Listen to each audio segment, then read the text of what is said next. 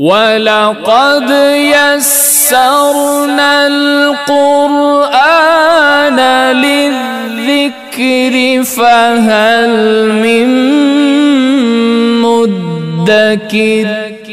آدم کو جنت میں پہلے داخل کیا گیا، پھر نکال دیا گیا۔ ایسا کیوں ہوا ہے؟ کیوں نکالا گیا؟ یہاں پہ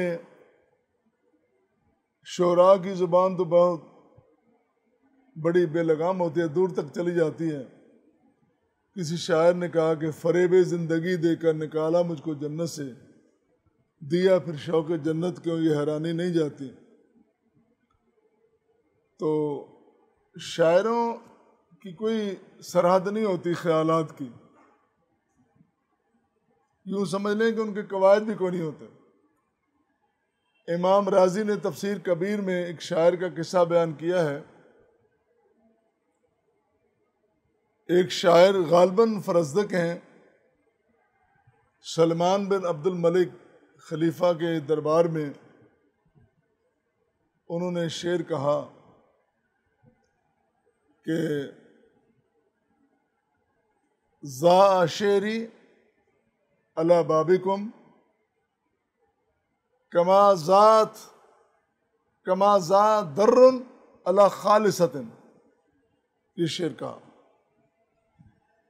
کہ میرا شعر، میرا کلام اس طرح ضائع ہو گیا ہے تیرے گھر میں، تیرے دربار میں آگے، جس طرح موتی خالصہ پر ضائع ہو گئے۔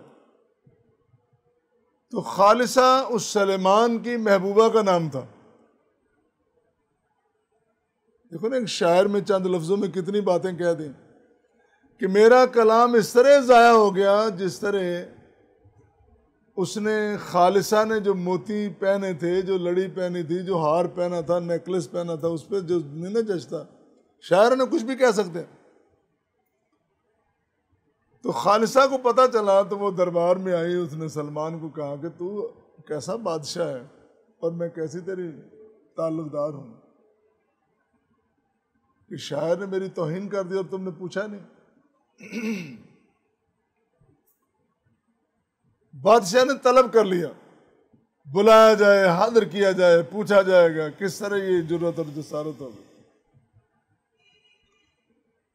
تو شاعر ہوتے ہیں، میں ان کی وہ شاعروں کی بتا رہا ہوں کہ وہ کس طرح عیاری کرتے ہیں۔ لفظ لکھنے میں جلدی سمجھ آ جاتی، بولنے میں ذرا کم آتی ہیں۔ ذا عین کے ساتھ، ذاد الف عین، ذا کہ میں نے ضائع ہو جانا۔ پہلے اس نے کہا تھا کہ ذا شعری، میرا شعر ضائع ہو گیا۔ جب وہاں پہنچا تو اس نے کہا کہ میں نے تو یہ شعر ایسے کہا ہے نہیں جس طرح آپ سن رہے ہیں اور سمجھ رہے ہیں۔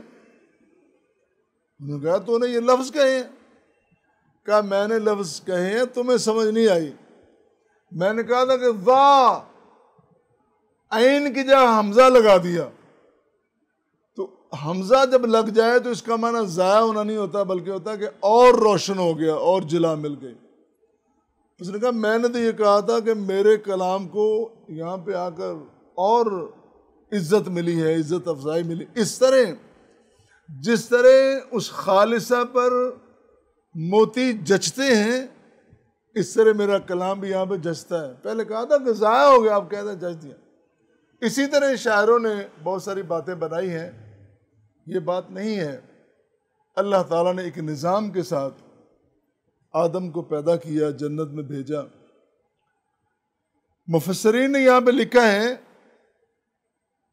کہ وہ جنت جس میں آدم گئے تھے وہ جنت الفردوس نہیں تھی، جنت الخلد بھی نہیں تھی، کیونکہ جنت الخلد کا، جنت الفردوس کا قاعدہ یہ ہے کہ اس میں جو چلا جاتا ہے خالدین فیہا، وہ اس میں ہمیشہ رہے گا۔ اب جنت کے 100 درجے ہیں اور 7 طبقے ہیں اس کے۔ گزشتہ درس میں میں نے کچھ تفصیل کے ساتھ یہ باتیں عرض کی تھیں۔ ان 100 درجوں میں جو جنت الفردوس ہے سب سے اوپر ہے، اور اس جنت کے اوپر اللہ کا عرش ہے، اور اس آخری درجے کو جنت الارض کہتے ہیں، یہ زمین کے قریب ہے۔ اب اس بات سے کئی مفسرین نے یہ بھی نقطہ نکالا ہے کہ وہ زمین پر ہی تھی، لیکن یہ زیادہ قرین انصاف اور قرین اثبات ہے کہ وہ جنت الارض یعنی آخری درجہ تھا، اس میں حضرت آدم کو بھیجا گیا۔ جب بھیجا گیا تو آدم علیہ السلام کو اللہ نے فرمایا کہ میں جنت میں بھیج رہا ہوں، تو یہاں آپ کو نہ بھوک ملے گی اور نہ عریانی، یعنی لباس بھی اعلیٰ ہوگا اور آپ کا طعام بھی اعلیٰ ہوگا۔ وَأَنَّكَ لَا تَظْمَأُ فِيهَا وَلَا تَضْحَىٰ، نہ پیاس لگے گی اور نہ گرمی اور دھوپ لگے گی۔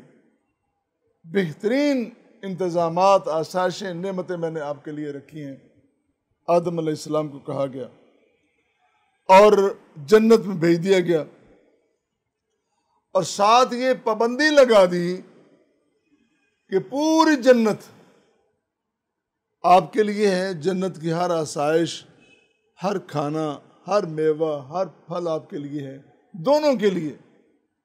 بس یہ ایک جگہ ہے، چونکہ انسان کو ایک قاعدے اور کلیے کے مطابق ایک محدود وقت کے لیے پیدا کیا گیا ہے، بالکل مادر پدر آزاد پیدا نہیں کیا گیا۔ کچھ لوگ عقل کے نام پر یہ سمجھتے ہیں کہ انسان پر پابندی کوئی نہیں ہے اور پابندی ہونی نہیں چاہیے، یہ بات غلط ہے۔ یہ بات بھی غلط ہے کہ انسان کو بالکل مقید کر دیا گیا، اور یہ بات بھی غلط ہے کہ بالکل آزاد پیدا کر دیا گیا۔ انسان کو قواعد و ضوابط کے مطابق پیدا کیا گیا، ایک منصوبے کے تحت پیدا کیا گیا، اور اسی منصوبے کے تحت اس کی زندگی گزارنے کے اصول بتلائے گئے کہ اس طرف جانا ہے اور اس طرف نہیں جانا، اور جس طرف جانے سے منع کیا گیا ہے، جو حدود مقرر کی گئی ہیں، انسان پابند ہے، ان حدود کو کراس وہ نہیں کر سکتا، ان سے آگے نہیں جا سکتا۔ لہٰذا ہمیں ان حدود کی پابندی کرنی چاہیے، ان حدود کا خیال رکھنا چاہیے، ان حدود کے اندر رہنا چاہیے۔ ان حدود و قیود کے بغیر اگر انسان زندگی گزارے گا تو وہ اس کی زندگی ناکام زندگی ہوگی، کامیاب زندگی نہیں ہوگی۔ اسی لیے کہا گیا کہ فَقُلَا وَقُلَا مِنْهَا رَغَدًا حَيْثُ شِئْتُمَا، جہاں سے مرضی کھاؤ، وَلَا تَقْرَبَا هَٰذِهِ الشَّجَرَةَ، اس درخت کے قریب نہیں جانا۔ تو اس درخت سے مراد اس زندگی میں وہ پابندیاں، وہ حدود، وہ قیود جو اللہ نے، جو شریعت نے، جو اللہ کے رسول نے ہمیں سمجھا دی ہیں، ان کے اندر رہ کے ہم نے گزارنی ہے، اور جن اشارات، جن راستوں کی طرف جانے سے منع کیا گیا ہے، ان راستوں کی طرف ہم نہیں جا سکتے، چاہے کتنی بھی عقل استعمال کر لیں، جتنا بھی شعور استعمال کر لیں، جتنے بھی ان کے لیے ہم ہیلے بہانے اختیار کر لیں، ہم ان کی طرف اصولاً نہیں جا سکتے اور نہیں جانا چاہیے۔ اور پھر یہی وجہ ہمیں نظر آ رہی ہے کہ اللہ تعالیٰ نے جنت میں آدم علیہ السلام کو کچھ قواعد، کچھ اصول دے کے داخل کیا تھا، ان اصول کی پابندی نہیں ہوئی، چنانچہ وہاں سے نکال دیا گیا، اور پھر کہا کہ پہلے تو میں نے بھیجا تھا بغیر محنت کے، اب تمہیں جنت میں دوبارہ واپس پلٹنے کے لیے محنت ہوگی۔ ایک تو بات یہ ہے۔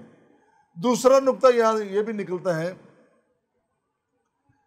کہ انسانی زندگی کے آغاز میں، اس نسل کے آغاز میں آدم علیہ السلام کو جنت دکھا دی گئی، جنت کے آسائشیں بتلا دی گئی، تو گویا ہماری فطرت کے اندر یہ ہماری فطرت کے اندر تعلیم ڈال دی گئی ہمارے باپ کو دکھا کر کہ یہ جنت ہے، اس جنت میں تمہیں واپس پلٹنا ہے۔ دوسرا نقطہ یہ ہے کہ یہ تمہارا گھر ہے، یہ تمہاری بلڈنگ ہے، تمہیں یہاں سے نکالا جا رہا ہے، اب تمہیں ان شرائط کے ساتھ اس اپنی وراثت کو، اپنے گھر کو حاصل کرنا ہوگا۔ اس لیے قرآن میں آتا نا کہ اولئک ھم الوارثون، یہ وہ لوگ ہیں حدود و قیود کی پابندی کرنے والے، شریعت کی پابندی کرنے والے، کتاب و سنت کی پابندی کرنے والے، اصولوں کی پابندی کرنے والے، یہ وارث ہیں جنت کے، یہ اپنے گھر میں واپس پلٹنے والے ہیں، اپنی وراثت کو حاصل کرنے والے ہیں۔